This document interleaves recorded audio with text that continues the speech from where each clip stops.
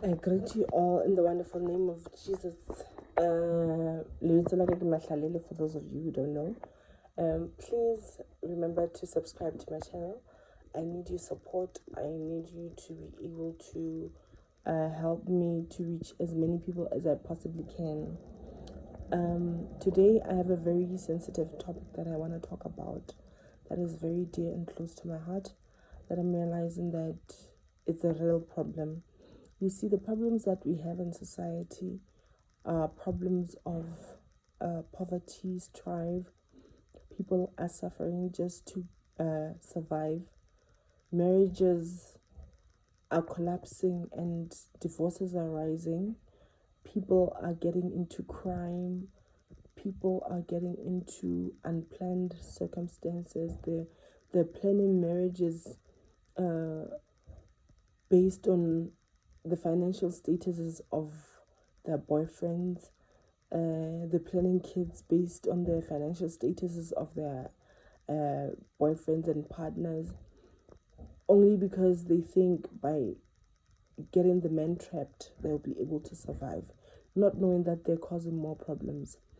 There are so many problems that I can speak about today, but what is more important for me today, what is more sensitive an issue for me today, is the fact that there is a source, there is a foundation, there is a beginning where things didn't go so well, and at the end of the day, as a result, we have so many unexpected and undescribable problems.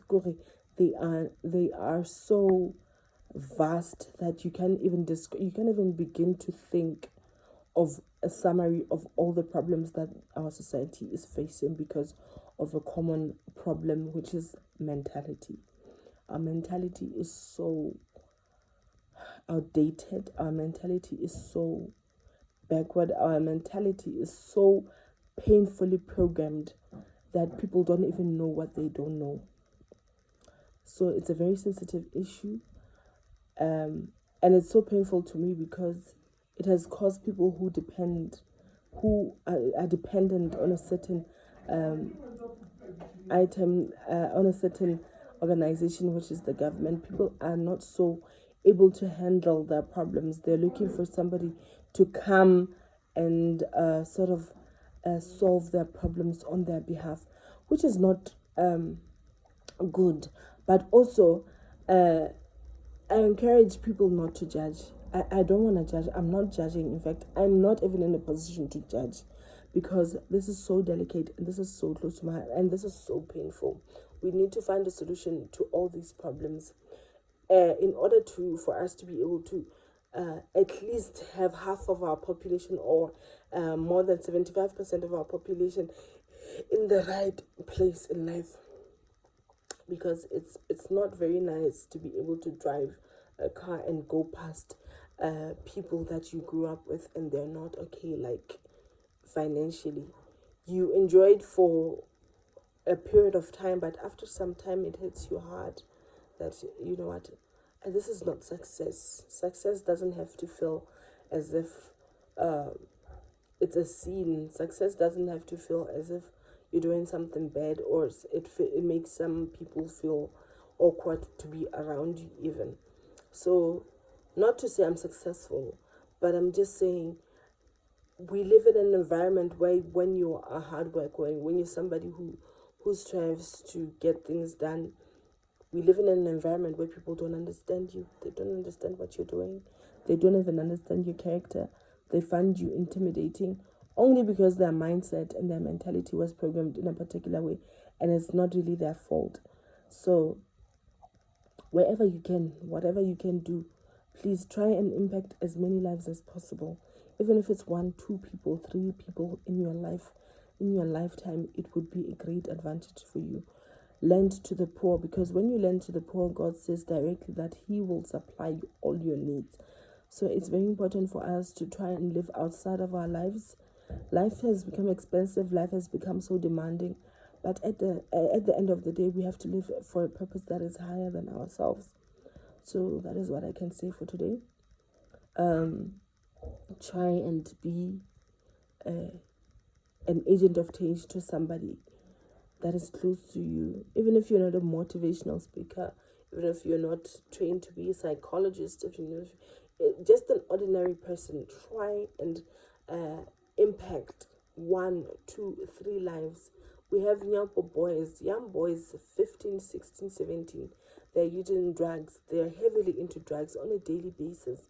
And we're just looking as if nothing is wrong in our society. Just imagine somebody 15 years old, how will they even get to 30 years with that kind of behavior?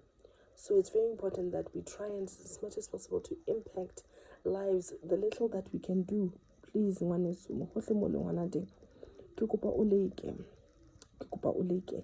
just try and change 1, 2, 3 lives. Maybe God one day will consider rescuing the whole nation. The whole nation will be able to be redeemed, and one day, I don't know, a miracle might happen. But as long as we're waiting for the miracle, let us do the little that we can do wherever you are. If you can feed a family, an extra family, just do it. If you can change a youngster's mindset, just do it. If you can change somebody's mindset who's next to you, just do it.